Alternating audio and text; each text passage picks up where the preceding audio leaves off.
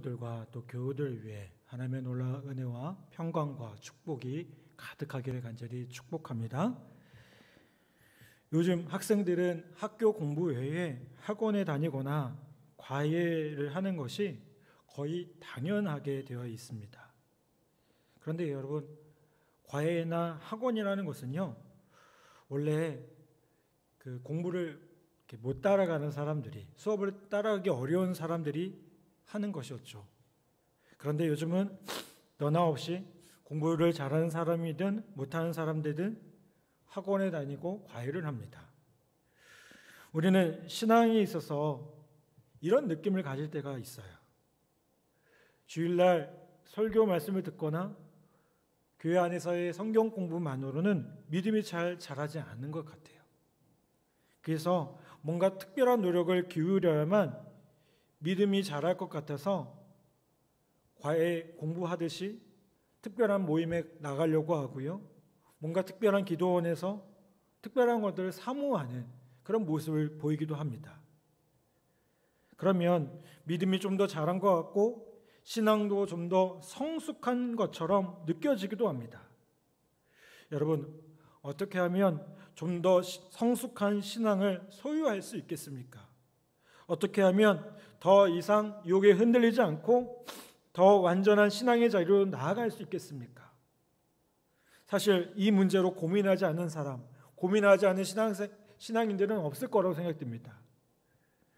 우리는 흔히 완전한 신앙의 소유자라고 하면 어떤 특별한 성자와 같은 그 분들이 머리에 떠오를 겁니다. 자기 재산을 다 포기하고 공동생활을 하면서 무료기라고는 조금도 없이 돈이라고는 추호도 모른 채 유혹이라고는 바늘 끝만큼이라도 파고 들어올 수 없는 그런 완벽한 그런 성자의 모습을 생각할 겁니다. 그러면 그렇게 하지 못하는 사람들은 무엇입니까? 과연 주님이 우리를 이 세상에서 불러내어서 하나님 백성 되게 하신 것이 과연 그런 특별한 성자들의 모습을 담게 하기 위해서일까요? 1절 말씀은 이렇게 우리에게 말씀합니다. 어리석도다 갈라디아 사람들아, 예수 그리스도께서 십자가에 못 박힌 것이 너희 눈앞에 밝히 보이거늘 누가 너희를 꾀더냐? 라고 말씀합니다. 우리는 믿음의 길을요, 어떤 구도자의 고독한 순례의 길로 생각하기가 쉽습니다. 자기 직장이나 일터나 명예 같은 걸 다 포기하고 심지어는 가족까지도 다 버리고 이 속세를 떠나서 어느 외로운 곳에서 명상과 기도 생활을 하는 것을 완전한 믿음의 세계로 생각하기 쉽습니다. 때로는 우리가 신앙의 여정 가운데 그런 시간들이 필요할 수는 있습니다. 특별한 시간들을 내어서 뭔가 주님과의 깊은 만남과 교제를 하는 것도 필요할 수는 있어요. 그런데 우리의 삶 전체를 포기해서 그렇게 해야만 신앙의 모습들이 자라가는 것은 아니라는 거예요. 그러면 왜 우리가 이렇게 신앙의 모습들을 오해하게 되었을까요? 저는 그 원인 가운데 기독교 고전에 보면 철로 역정이라는 게 있어요. 그 철로 역정의 영향은 아닐까 하는 생각 들어요. 여러분, 이 철로 역정에 보면 크리스천이라는 사람이 나옵니다. 인물이 나옵니다. 이 사람은 자기 동네와 가족을 다 버리고 순례의 길을 떠납니다. 그런데 여러분, 우리가 알아야 할 것은 이 철로 역정이라는 것이 하나의 설정된 과정을 의미하는 것이지 실제가 아니라는 거예요. 하나의 비유용 가르침을 위한 예이지 실제로 그렇게 해야 된다는 것은 아니라는 겁니다. 그래서 철로역정 2권에 보면요, 그의 아내 크리스타나가 아들들과 함께 남편이 떠난 순례의 길을 떠납니다. 아마도 이 철로역정을 쓴 존 버넌이 자신이 그런 식으로 남편이 아내와 가정을 버리고 종교에 빠지는 것이 옳지 않다는 생각으로 그 원래 작품을 수정한 것처럼 보입니다. 물론 복음서에 보면 예수님께서요, 당시 사람들에게 과격하게 현실에 대한 애착을 버리고 삶을 수정할 것을 말씀하신 것을 볼 수가 있어요. 또 특별히 몇몇 사람들에게는 그렇게 주님을 따르라고 명하시는 것도 볼 수가 있습니다. 여러분, 이건요 당시 사회가 하나님을 거역하는 사회였고 거기에 매여서는 절대로 주님의 말씀대로 살 수 없었기 때문에 특별한 자들을 그렇게 부르셨을 수도 있습니다. 그런데 여러분, 예수님께서 가르치시는 신앙의 모습은 고독한 수도자의 순례길이 아님을 보게 돼요. 왜 그렇습니까? 예수님 항상 어디에 계셨어요? 세상 속에 계셨습니다. 세상 사람들과 어울리셨고요. 제자들에게도요, 너희는 세상의 빛이라고 말씀하셨습니다. 그런데 그들이 세상과 결탁하는 것은 금하셨고요. 세상에 있으면서도 세상이 어떤 권리를 주장하고 세상 사람들과 같은 사고방식을 가지고 있지 못하게 하셨음을 보게 됩니다. 그렇다면 도대체 예수님이 가르쳐주신 신앙이라고 하는 것은 무엇입니까? 예수님이 가르쳐주신 말씀을 믿고 이 세상에서 그대로 살아가는 것을 의미합니다. 다른 사람들과 똑같이 장사하고 똑같이 공부하고 똑같이 삶의 자리에서 일도 하면서 살아갑니다. 그런데 그들과 다른 가치관과 다른 방식으로 사는 것이 신앙이라는 거예요. 예수님이 가르쳐주신 신앙의 모습은요, 단지 성경 연구에만 몰두하는 것이 아닙니다. 우리가 신앙생활, 성경 공부 이런 것들을 자꾸만 우리는 유교적으로만 해석해요. 왜요? 우리가 지적으로 그렇게 배워왔어요. 우리나라 문화가요, 신앙이라는 것은 많이 공부해야 된다라고만 생각해요. 그런데 거기에 몰두하는 것만이 아니라는 거예요. 어떻게 해야 될까요? 하나님의 뜻을 깨닫고요, 그대로 사는 것을 말합니다. 그래서 예수님은 무조건 이 세상에 대해서 악하다고 말씀하지 않으셨습니다. 그러면 이 세상이 악하다고 할 때는요, 무엇을 말합니까? 이 세상 사람들이 가지고 있는 가치관이나 지향하는 목표가 악하다는 거예요. 그 세상 자체가 악하다는 게 아닙니다. 여러분, 우리가 주님 안에서 아름다운 공동체를 이뤄가야 돼요. 아멘? 그런데 이 공동체를 이뤄가는 건 참 중요한 일이죠. 공동체를 이뤄가는 게 너무나 필요한 일입니다. 그런데 그 공동체를 잘 다스리는 것도 중요해요. 근데 세상은 어떻게 다스리려고 합니까? 뭔가 리더가 있고요. 그 리더가 그 공동체의 원들을 어떻게 보면 다스리는 그런 구조로 만들어져 있어요. 그런데 여러분, 신앙의 모습은 어떻죠? 우리가 공동체를 이룰 때, 주 안에서 하나의 공동체를 이룰 때 그렇게 윗사람에게 무조건 순종만 해야 되는 그런 모습입니까? 아니에요. 우리의 공동체 모습은요, 오히려 뭔가 많이 가진 자가 나누는 거고요, 힘 있는 자가 약한 자를 돕는 거고요, 섬기는 그런 리더십의 모습을 보여주고 있다는 겁니다. 분명히 이렇게 세상과 우리가 살아가는 그 가치관과 세상의 모습은 다르다는 겁니다.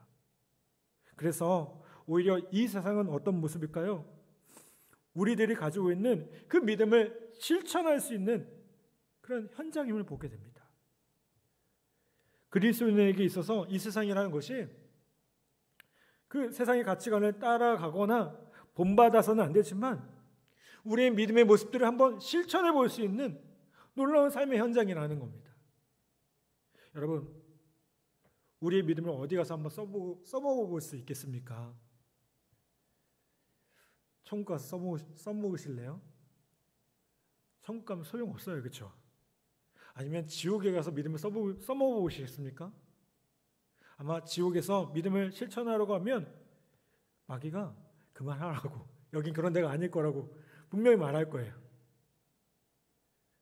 여러분, 우리가 어떤 문제 앞에 삶의 모습들 가운데 있을 때 차라리 다 버리고요, 저기 산골짜기 들어가서 나물이나 캐먹고 아무것도 보지 않고 아무 소리도 듣지 않는 것, 그게 오히려 쉬운 일일 수도 있어요. 요즘에 몇 년 전에 보니까 나는 자연인이다 이런 프로그램이 있더라고요. 산속에서 그냥 세상을 다 등지고 혼자 살아가는 그런 사람들이 나와요. 저는 그 모습 보면서 어쩌면 그분들이 참 편하겠구나 하는 생각이 들었어요. 부러워하진 않았어요. 저는 편할 수 있겠다. 왜요? 걱정 없잖아요. 자기만 챙기면 되잖아요. 그런데 여러분 어떻습니까? 우리가 살아가는 삶의 현장은 그렇지 않아요. 우리의 어려움이 무엇입니까? 우리는 성경도 읽어야 되지만 신문도 봐야 돼요. 우리 칼 바르트라는 유명한 신학자가 그런 얘기했어요. 한 손에 성경, 한 손엔 성경. 저기 신문. 둘 다 제가 성경이라고 얘기했네. 성경과 신문을 두 가지 다 갖고 있어야 돼요. 무슨 말일까요? 말씀도 봐야 되고요. 세상이 어떻게 돌아가는지를 볼 수 있어야 된다는 거예요. 우리는 교회에서 예배를 통해 하나님을 섬기기도 하지만 또한 학교와 부대에서, 가정에서, 삶의 현장에서 신앙을 가지지 않는 사람들과 어울리면서 그 사람들 가운데 선한 영향력을 끼칠 수 있도록 살아가야 된다는 겁니다. 그렇다면 믿음이 성장한다는 것은 무엇을 의미할까요? 우리의 믿음을 한번 실천해 보는 거예요. 성경대로 전혀 실천을 하지 못했는데 그래도 한번 해보고 싶은 믿음이 생겼어요. 그래서 어떻게 했을까요? 한번 해본 겁니다. 그랬더니 어떻게 됩니까? 믿음대로 살아도 망하지 않는구나. 믿음대로 살아도 되는구나. 오히려 생각했던 것보다 더 결과가 좋을 수도 있어요. 그러면 그 사람들은 무엇을 확인하게 됩니까? 그렇게 사는 것이 믿음의 삶이겠구나. 하나님의 말씀이 그렇게 사는 것이 복된 것이구나라고 깨달을 수 있다는 거예요. 그래서 어떻게 살아가요? 더 믿음대로 살아갈 수 있다는 겁니다. 여러분, 복음이 무엇입니까?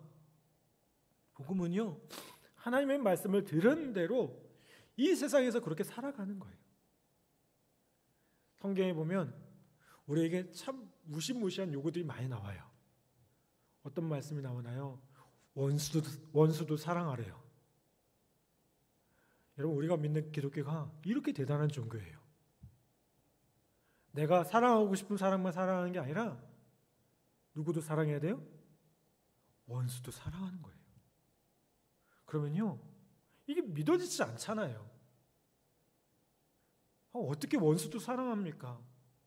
한번 해보긴 하셨습니까? 옛날 현대라는 그 그룹의 정종 회장이 그런 말을 자주 했대요. 뭔가 해보다가 안 하고 자꾸 못한다고 하면 해보기나 했냐고. 한번 해보기나 했냐고. 해보셨나요? 사랑해보셨나요? 믿음대로 살아보셨나요? 저희 집 꼬맹이들이 어렸을 때, 물론 막내 말고요. 막내는 이제 막 일어서 걸으면 하니까. 저희 첫째나 둘째가 유치원 다닐 때 보니까요. 유치원에서 배운 걸 그렇게 막 집에 와서 해보더라고요. 제 앞에서. 이렇게 막 율동도 하고요. 이렇게 해요. 여러분, 믿음의 모습 뭐예요? 바로 그렇게 해보는 거예요. 근데 그게 완벽합니까? 완벽하면 저기 북한 애들이에요. 그렇죠? 저쪽 에 보면 애들 막 조그만 아이들 막 완벽하게 막 이렇게 하잖아요. 그건 북한 애들이고요. 못해도요, 이쁘잖아요. 그 율동하는 모습이. 여러분, 불완전하지만 말씀에서 배운 것들을 한번 해보는 겁니다. 여러분, 하나님께서 원하시는 거요, 완벽하게 하라는 게 아닙니다. 믿음이라는 것이 뭔가 완벽하게 그것을 해보라는 게 아닙니다. 한번 해보라는 겁니다. 조금 하다가 실수할 수 있고요. 조금 하다가 이게 아닌가라는 생각이 들 수도 있어요. 그래도 해보라는 거예요. 그러면 하다 보면 이게 자연스럽게 뭐가 돼요? 습관이 되고 내 인생을 바꾸는 능력이 될 수 있다는 겁니다. 여러분, 믿음이라는 것은 절대로 실패하지 않습니다.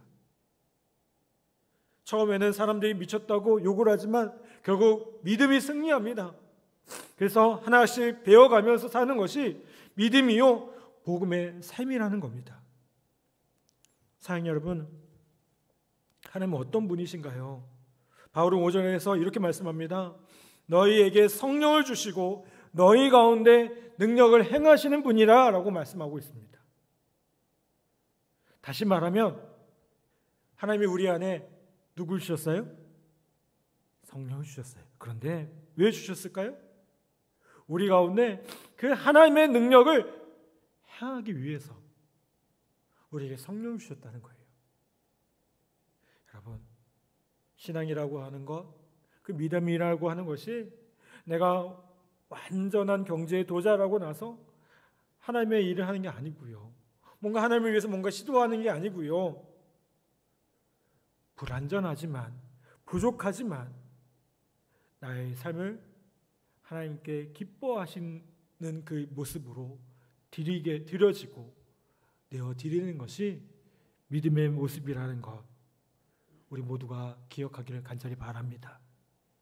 그러면 우리가 주님 앞에 우리의 모습을 내어드리면 어떻게 될까요? 하나님의 능력이 나타나게 됩니다.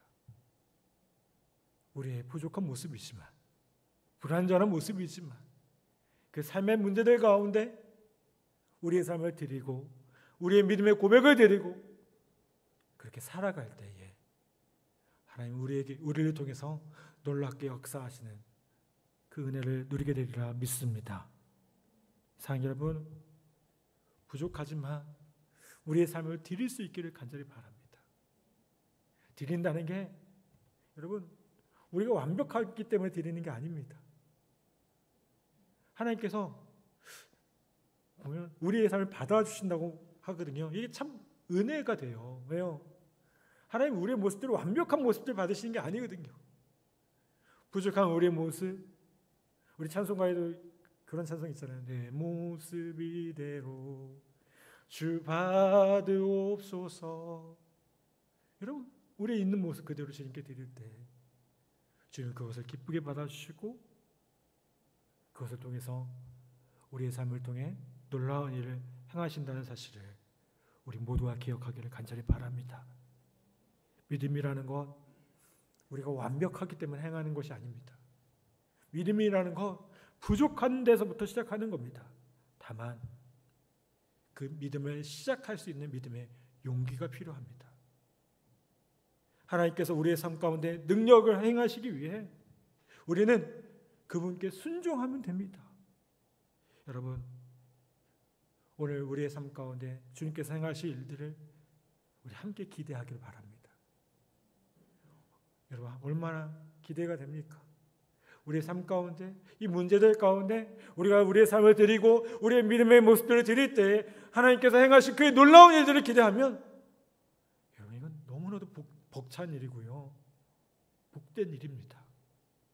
여러분, 다시 한번 믿음의 삶을 통해 주님께서 우리의 삶 가운데 일하시며 우리의 삶 가운데 주님께서 역사하시는 그 놀라운 삶이 되기를 주님의 이름으로 간절히 축복합니다. 아멘. 오늘도 그 믿음의 삶으로 하나님께 영광 돌리는 우리 모두 되기를 간절히 축복합니다. 이 시간